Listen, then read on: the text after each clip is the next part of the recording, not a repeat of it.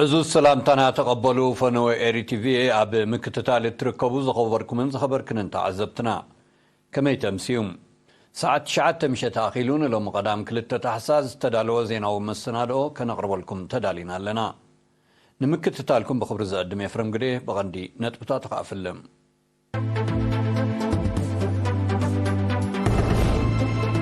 منستر تسفاي قبرسلاسي زمرحو لو إرترا أب مبل عسرين شمونتن وعلى كلمة يصادف اللهم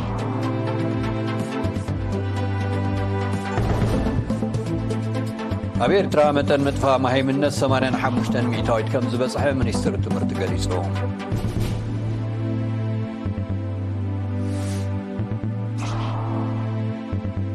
أب هوسبيتال عد خلان العلمي تنتز عن زيقاتات عوت متبحت عين تقايدو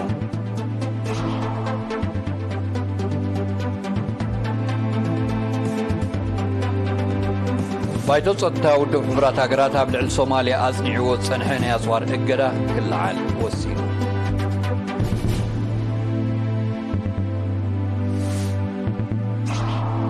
بريزيدنت روسيا والتهدراوي عقم هاقرون مدفاع قصر سراويت بعصر تحمش تميتاويت كبير بالوسينو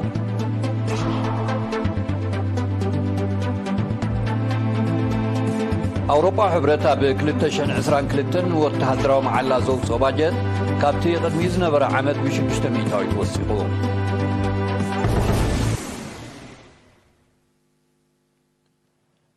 منستر مريت ماينا كبابنا تو تصفاي قبرسلاسي زمرحو لو خيرترا كاب 30 حدار بدبي ابزقان عزلو مبل 20 شمنتن وعلى كلمه حبرات هاقراتي ساتفالهم كابت مالي حادث حساس مراحتن وكلتن هاقراتن منقستاتن افسرخبلو مقابعه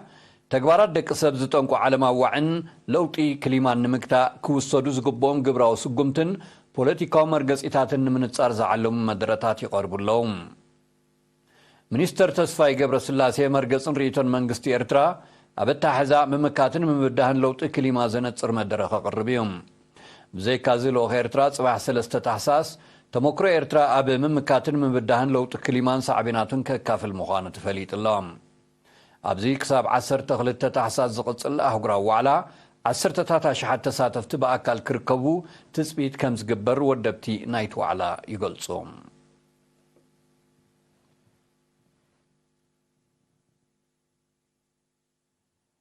أبي إرترا مدب مطفى مهي منت كاب 10 تحموش تغصب 4 عمت نعز عدميهم أفريت زيقاتات كم مثلا قديتان ترائيب استقايدة سعري أبي فلمانات النت لسبعة ميتاي زنبره متن مهي منت هابز اوانزي ناب 10 تحموش ميتاي توريد اللهم وكيل إرينا دانيال ولدو بملكة سبساب نزدال وتحستو ميكيل تخلاي كقربلنايو أب إرترا أم جمريان هاتسنت تحت 30 ميتاويت زنبره متن متفاء مهي منت أبزو وان ناب 85 ميتاويت كبيلو كامزلو كاب منستر تمرت استرقب حبريتا ينتصر أب كفل تمرتنا عبيتن ميديان دايركتر جفر موطانن معبالن كاريكلم تمرتنا عبيتي هاتو تكاو أي موتمس إرينا أبزكايدو كالم حتت مدام متفاء مهي منت كاب 15 كساب 4 عمت نزعد ميوم زيقاتات كم مثلا قديتان ترأي كمزوها كساب عمت تمرت 2023 دما 9 ميتاوي دكان استيو زركبهم استاصلسان شحتن شحته تقمتي كم زخونا ابرهيوم انا ما هيمنت هجي كاب 30 ولو كان صور مصنعت خايده 5 ختولت زغلتا تقمقم زنبره 30 ميتاوي فلا ابن دق نسيخا 30 ميتاوي سي كمبو بن كصحفن زخول مالك ابدا كنسيخ تمص خلها طرق 15 ميتاوي ناي دق نسيو خمبان كصحفان ما هيمنت زعبلو لي نير دحرينا صنت جن مجمريا ببروجكت ملكا يجميرو بتناصل يكايد نيرو كافت دحرنا صنت 6 هاب 9 شمونتن بتناصل ببروجكتات يكايد نيرو همدا يكايد نيرو منستر تمرت يكايد كالوت استفالالي اكلات ون يكايد نيرو محبر سرحتنياتات ون هاكوسي يكايد نيرو كاب 9 شعتن كلتا شحقن كم حدا هاقرا عمام متفاهم هاي منت يصلح لي زي بهال هاجرو عمامي تباهلو كل المشارختي تواهيدن زي تكبرؤ ناي منقست مدب كوينو خيد جميل سلازي افتوان نصنت ما زي متن هاي منت تحت زنبره ابزوان زيغن اتي وصيت زلعل الدرجه خوينس حجنتا انا نقمت ابت مجمريا 10 اسرا ምናልባት ክሳብ 30 ሚእታዊት ካብ ህዝብና ጥራይ ከንብብን ክጽሕፍን ዝኽእል ነይርን ብላለና ሕጂ ግን ኣስታት 85 ሚእታዊት ካብ ህዝብና ከንብብን ክጽሕፍን ይኽእል እዚ ግን ብደረጃ ዝሓለወ መጽናዕቲ ተሰኒ ክጽንዕ እንደሊ ኣብ 2007 ዝጀመረ ብዝተፈላለየ ምኽንያት ናይ ትምህርቲ ዕድል ንዝሓለፎም ካብ 9 ክሳብ 14 ዝዕድሚኦም ትቆልዑ ዝውሃብ መደብ ዓርየት እውን ካብ ግዜ ናብ ግዜ እናሰፍሐን ተመክሮን እናተደለቦን ዝኸይድ ዘሎ ኣገዳሲ መደብ ምዃኑ ጠቒሱ ድማ ብዙሕ ተጠቀምቲ ካብ 1,000 ናብ ልዕሊ 20,000 ዓብዩ ከም ዘሎ ገሊጹ እዚ መደብ እዚ ተሳተፍቲ ኣብ ውሽጢ 3 ዓመት ናይ መባእታ ደረጃ ንኽዛዝሙ ዝሕግዝ ኮይኑ ካብ ማእከላይ ደረጃ ንላዕሊ ናብ ስሩዕ ትምህርቲ ብምእታው ከም ዝቕጽሉ ዝሓብር ኣቶ ትካቦ በዚ መስርሕ ሓሊፎም ክሳብ ዝለዓለ ደረጃ ትምህርቲ በፂሖም ኣብ ስራሕ ዓለም ዝተዋፈሩ ከም ዘለዎ ኣፍሊጡ መደብ ዓርየት ንብለ ዘለና ሕጂ ነዞም ኣብ ስሩዕ ትምህርቲ ኣብ ዕድሚኦም ኣትዮም ክመሃሩ ዘይከኣሉ ዜጋታት ወይ ቆልዑ ናይ ትምህርቲ ዕድል ንምፍጣር ዝተኸፍተ እዩ እዚ ሕጂ ኣብቲ ስሩዕ ትምህርቲ ካብ መዋዕለ ህፃናት ካብ ቀዳማይ ክፍሊ ጀሚርካ ክሳብ 5ይ ክፍሊ ብመባእታ ደረጃ ንፅውዖ ሙሉ ሃገር ተዘርጊሑሎም ግን ኣብ ኩሉ ከባቢታት ስለ ዘይበጻሕ ብዝተፈላለዩ ምኽንያታት ተቆልዑ ኣብ ናይ ትምህርቲ ዕድል ስለ ዘየለው ኣብ ናይ ትምህርቲ ዕድል ከኣቱ ተባሂሉ ዝካየድ ዘሎ መደብ እዩ እዚኦም ካብ 9 ክሳብ 14 ዓመት ዝዕድሚኦም ይሓቆፍ ናይ 3 ዓመት መደብ እዩ ማዕረ መባእታ ደረጃ ከዓ ትምህርቲ ይወሃብ እዚ ትምህርቲ እዚ ብግቡእ ንዝዛዘሙ ከዓ ኣብ 6ይ ክፍሊ ኣትዮም ትምህርቶም ንኽቕጽሉ ዕድል ዝህብ እዩ ዓበይቲ መሃይማን ቅድሞ ምዃኖም ናይ ትምህርቲ ዕድል ክትፈጥረሎም ተባሂሉ ዝወፀ ስትራቴጂ ምስ ግዜ ከዓ ዘብቅዕ እዩ ማለት እዩ ኣቶ ትካቦ መወዳእታ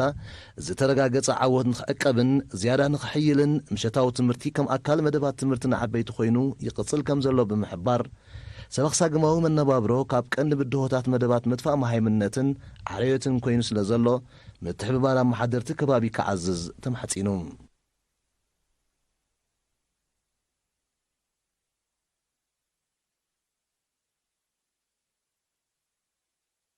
ዕውት መጥባሕቲ ተኻይዶም ኣብቲ ካብ 21 ክሳብ 27 ሕዳር ብምትሕጋዝ ኣባላት መወከሲ ሆስፒታል መንደፈራን ኣባላት ሆስፒታል ዓዲ ኋላን ብመልክዕ ወፍሪ መጥባሕቲ ዝተገብረሎም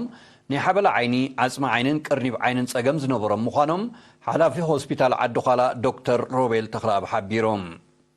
ኣቐዲሙ ኣብ 18 ምምሕዳራት ከባቢ ናይቲ ንዕዞባ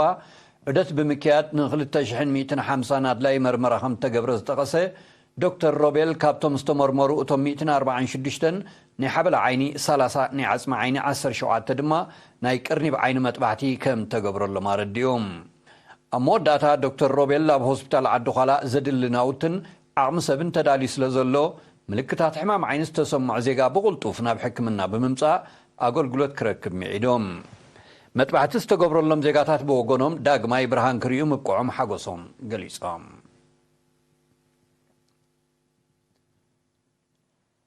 ሓላፊት ቤት ጽሕፈት ኣማደ ዞባ ሳዋን ላዕለዎት ትካላት ትምህርትን ወይዘሮ ኣበራሽ ሃብታይ ንደቂ ኣንስትዮ ተምሃሮ ኮሌጅ ሕርሻ ሓመልማሎ ሰሚናር ኣካይዳ ኣብቲ ብ29 ሕዳር ዝገበረቶ ሰሚናር ወይዘሮ በራሽ መንእስያት ደቂ ኣንስትዮ ነቲ ንምዕባሊአን ዝገትእ ሃሳይ ልምድታት እናተቃለሳ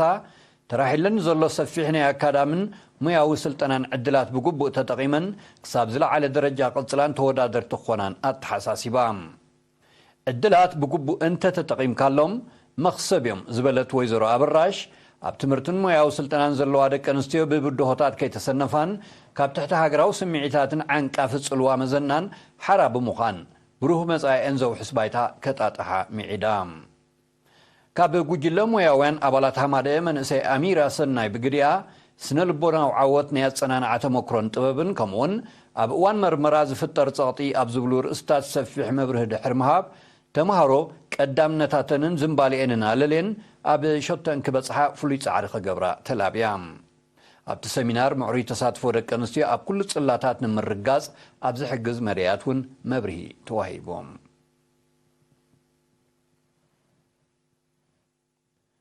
ኩባንያ መጓዓዝያ ሓራት ኣብ መስመር ደቂ ኣምሓረ ቀላይ በዓልቴት ሓድሽ መስመር ብምኽፋት ኣገልግሎት ጀሚሩ ብ28 ሕዳር ኣብ ዝተገብረ ስነ ስርዓት ሓላፊ ኩባንያ መጓዓዝያ ሓራት ኣብ ንዕዞባ ደቂ ኣምሓረ ኣቶ ግርማይ ዓንደ ሚካኤል ኣብ ተኸባቢት ጸንሐ ጸገም መጓዓዝያ ንምቅላል ተመዲባ ዘላ ኣውቶቡስ ኣብ ሰሙን ክልተ ግዜ ብርትዓዊ ዋጋ ኣገልግሎት ክትህብ ምዃና ብምሕባር ተጀሚሩ ዘሎ ኣገልግሎት ንኽወሓስ ነበርቲ ነቲ መስመር ቀጻሊ ምክትታልን ጽገናን ክገብሩሉ ኣዘኻኺሮም። እታ ኣገልግሎት ጀሚራ ዘላ ኣውቶቡስ ሓራት ኣብ ምምሕዳር ከባቢ ቀላይ በዓልቴት ንዝመሓደራ ዓድታት ሓድሽ ዓዲ ቀላይ በዓልቴት ዓዲ ጎዶ ሰርዐ ዑናዋጦትን ካልኦትን ከም እተገልግልካ ትፈሊጥሎም።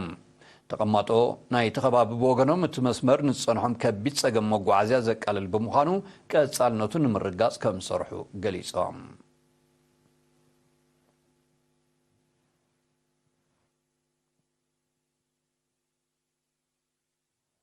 ኣብ ከተማ ደቀ መሓረ ተምሃሮ ቤት ትምህርቲ ስነኪነትን ተምሃሮ ማእከላይ ደረጃ ኣብያተ ትምህርቲ ደቀ መሓረን ባና ሓርነትን 854 ከረጺት ደም ለጊሶም። ኣብ ባንክ ደም ኤርትራ ወሃዲ ልግሲ ደም ኣቶ ዕቋይ ዮሃንስ ኣብ ዝሃቦ ሓበሬታ ተለጊሱ ዘሎ መጠን መርኣያ ሰሪጹ ዘሎ ንቕሓት ከም ዝኾነ ብምሕባር መምህራን ንዝገበርዎ ኣብነታዊ ስራሕን ዕዙዝ ተሳትፎን ናይ ተምሃሮን መጊሶም።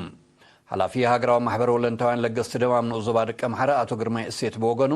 እዚ ካብ 3 ኣብያተ ትምህርቲ ዝተኣከበ 845 ከረጺት ደም ውፅኢት ናይቲ ክካየድ ጸንሐ ጎስጓሳት ከም ዝኾነ ብምጥቃስ እዚ ባህሊ እዚ ብዝበለጸ ንኽቕጽል ብውህደት ከም ዝስራሕ ኣብርሂዮም።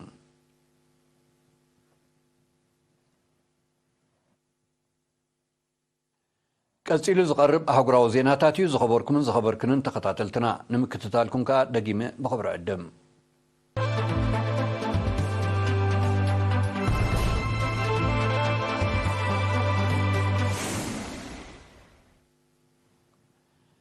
ባይቶ ጸጥታ ውድብ ሕብራት ሃገራት ኣብ ልዕሊ ሶማልያ ንልዕሊ 30 ዓመታት ኣጽኒዕዎ ዝጸንሐ ናይ ኣጽዋር እገዳ ክለዓል ወሲኑ። እቲ ባይቶ ትማሊ 1 ታሕሳስ ኣብ ዘካየዶ ኣኼባ እዩ እቲ ኣብ 1992 ዓ.ም ዘጽድቆ እገዳ ክለዓል ብዓብላሊ ድምፂ ውሳኔ ኣሕሊፉ ዘሎ። እዚ ብውሳኔ ቁጽሪ 2714 ህዝባር 2023 ዝተለዓለ እገዳ ጸጥታውን ወተሃደራውን ዓቕሙ ብምድንፋዕ ሽበራ ኣብ ምቅላስ እወታዊ ተራ ከም ዝህሎ መንግስቲ ሶማልያ ሓቢሩሎም። እቲ ውሳኔ ብዘይካዚ መንግስቲ ሶማልያ አንጻር ሽበራ ብሓፈሻ አንጻር አልሸባብ ድማ ብፍላይ ኣብ ዘካይዶ ዘሎ ቃልሲ ሓጋዝ ምዃኑ ናይ ቀረባ ተዓዘብቲ ይገልጹም። ነቲ ስጉምቲ ዝደገፈት ሩስያ ኣብ ልዕሊ ካልኦት ሃገራት ጸዲቑ ዘሎ ተመሳሳሊ እገዳታት ክለዓል ፀዊዓላ። በይናዊ ዘይሕጋዊ እገዳታት ጠንቂ ቁጠባዊ ጸጥታውን ወተሃደራውን ቅልውላው ሓያሎ ሃገራት ይኸውን ከም ዘሎ ጸብጸባት ይረድኡ።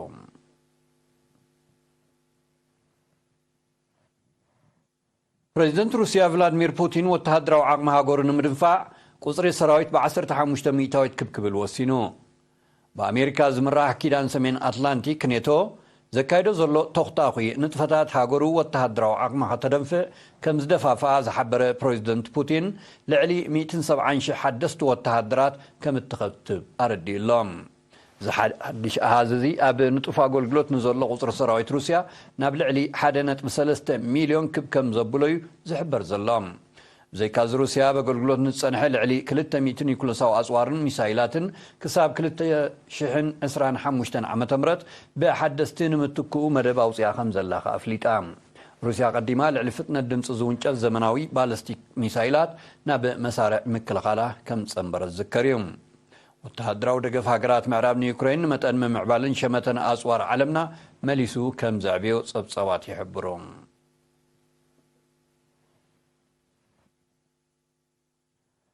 ኣውሮፓዊ ሕብረት ኣብ 2022 ዓመተ ምህረት ንወተሃደራዊ መዓላ ዘውፅኦ ባጀት ካብቲ ቅድሚ ዝነበረ ዓመት ብ6 ሚእታዊት ክብ ከም ዝበለ ጸብጸባት ሓቢሮም። እቲ ሕብረት ኣብ ዝሓለፈ ዓመት ነጽላት ልዕሊ 260 ቢልዮን ዶላር ከም ዝመደበ እዮም እቶም ጸብጸባት ዘረድኦም። እቲ ባጀት ኣውሮፓዊ ሕብረት ድሕሪ ካልኣይ ወጋዕ ዓለም ኣብ ምክልኻል ካብ ዘውፅኦ ትዛዕበየ ምንባሩ እዩ ዝግለጽ ዘሎ። ብመሰረት ጸብጸባት ኣብ ዝሓለፈ ዓመት 20 ኣባላት ኣውሮፓዊ ሕብረት ወሰኽ ወተሃደራዊ ባጀት ከም ዝገበራ ተፈሊጥሎም። ብርክት ዝበላ ካብተን ሃገራት ኣብ ቁጠባዊ ቅልውላው ኣቴና ብዘለዋሉ ነቲ ወተሃደራዊ ባጀት ክብ ንምባል መዲበን ምህላውን ግርምቢጥ ምዃኑን ይጥቀስ እዩ። ኣብ 2022 ደረጃ ዓለም ንወተሃደራዊ መዓላ ካብ ዝሃለኸ መጠን ገንዘብ ናይ ኣሜሪካ ዝለዓለ ምንባሩ ጸብጸባት ይረድኡ። ኣብ 2022 ንጽላት ምክልኻል ኣስታ 753 ቢልዮን ዶላር ወፃ ዝገበረት ኣሜሪካ ኣብ 2023 ዓመተ ምህረት ናብ ልዕሊ 816 ቢልዮን ዶላር ከም ዘበለቶ ዝዝከር እዩ ዝዓበየ ክፋል ናይቲ ባጀት ስግር ባሕሪ ኣብ እተካይዶ ወተሃደራዊ ወፍሪ ከም ዝሃለኸዮም ወተሃደራውያን ጸብጸባት ዝገልጹ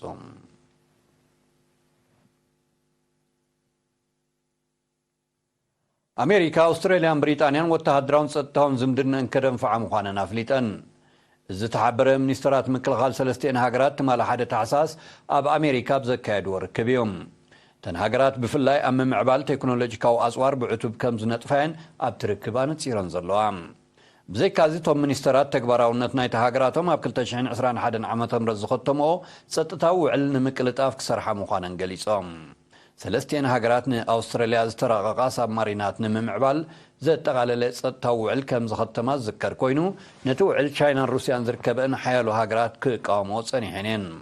እቲ ውዕል ንወተሃደራዊ ዓቕሚ ኣውስትራልያ ብምጉልባት ንሚዛን ሓይሊ ዞባ ኤስያ ፓሲፊክ ዘመዛብል ከም ዝኾነ ወተሃደራውያን ክኢላታት ዝገልጹ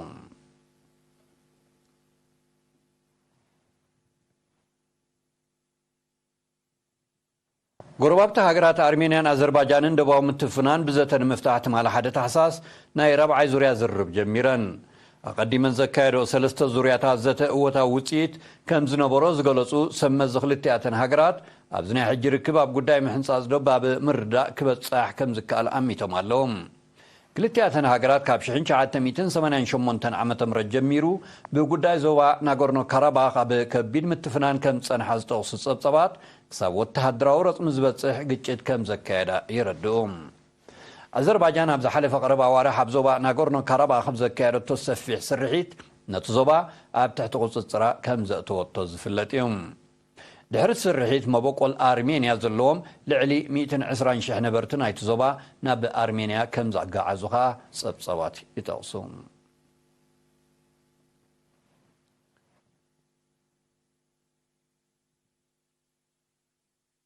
ኢራንን ዖማንን ትማሊ ሓደ ታሕሳስ ኣብ ማያት ወሽመጥ ሄርሙዝ ሓባራዊ ልምምድ ሓይሊ ባሕሪ ካይደን ዕላማ ናይቲ ልምምድ ወተሃደራዊ ዓቕመን ንምድንፋዕን ሙያዊ ግዝኣተን ንምውሓስን ምዃኑ ኣዘዝ ሰራዊት ክልቲኣተን ሃገራት ሓቢሮም ብዘይካዚ እቲ ልምምድ ኣብ መንጎ ክልቲኣተን ሃገራት ንዘሎ ወተሃደራውን ጸጥታውን ዝምድናታት ንምድንፋዕ ሓጋዚ ምዃኑ እቶም ኣዘዝቲ ብተወሳኺ ገሊጾም ኢራን ምስ መሻርክታ ሃገራት ኣብ ወሽመጥ ሄርሙዝ ወተሃደራዊ ልምምድ ከተካይድ እዚ ናይ ፈለማ ከም ዘይኮነ ጸብጸባት ይረድኡ ንኢራንን ዖማንን ኣብ ዘዳው ማያዊ ኣካላት ወሽመጥ ሄርሙዝ ዝግበር ግዳማዊ ምንቅስቓስ ንጸጥታ ናይቲ ከባቢ ኣብ ሓደጋ የእትዎ ከም ዘሎዮም ናይ ቀረባ ተዓዘብቲ ዝገልጹ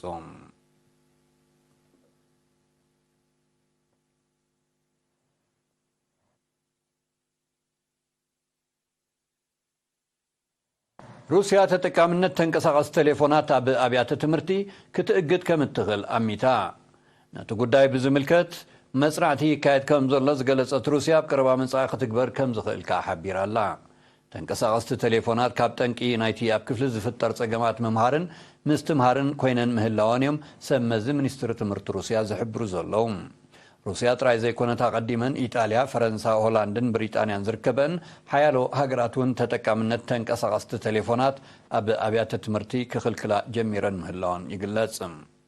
تكال تمرتي سنفلتاتن ባህልን ውድብ ሕብራት ሃገራት ማለት ዩኔስኮውን ተንቀሳቀስቲ ቴሌፎናት ኣብ ትምርቲ ክኽልከላ ጻውዒት ከቅርብ ጸኒሑ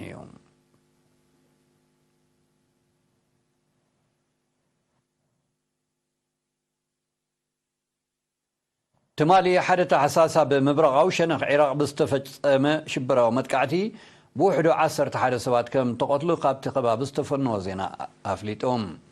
بتي اب اوراجا ديالا زي تخايده ناينتاغون فوكشي سبرتن متقعتات 10 تات كالوت كم زقصلو منستر وشتاو غديات عراق غليصلهم زاغيت حلافنت نايت متقعت زوسد اكل كوانت زيلبو شبراو غجل داعش كون كم زخل غنا غمتات اللهم منغست عراق نداعش اب 2017 عام تمرت كم زدمسس كوان تغلصه ات عطو غجل حالف شبراو نطفتاتو خمزه قارصنا قربات عزبتي توصم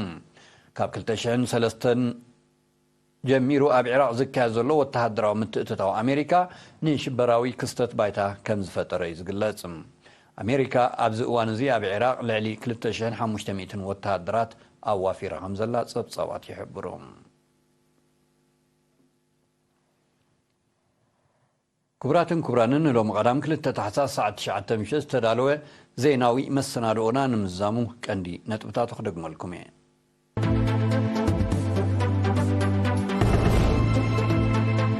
ሚኒስትር ተስፋይ ገብረስላሴ ዝመርሑ ልኡኽ ኤርትራ ኣብ መበል 28 ዋዕላ ክሊማ ይሳተፉ ኣለዉ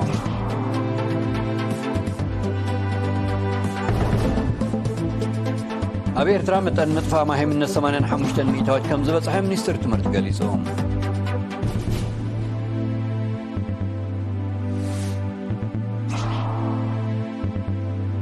ኣብ ሆስፒታል ዓዲ ኋላ ንልዕሊ 190 ዜጋታት ዕውት መጥባዕቲ ዓይኒ ተኻይዱ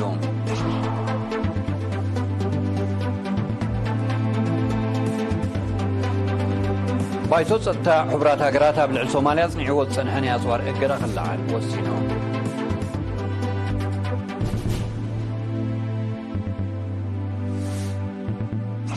ፕሬዚደንት ሩስያ ወተሃደራዊ ዓቕሚ ሃገሩ ንምድንፋዕ ቁፅሪ ሰራዊት ብ15 ሚእታዊት ክብክብል ወሲኖም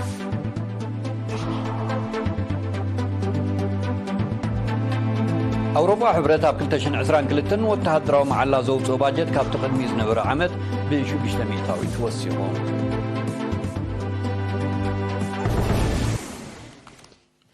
كبراتن كبرانن الساعة تزيز تدالو زينا ومسنا دونا بستزازي من الله برقم شت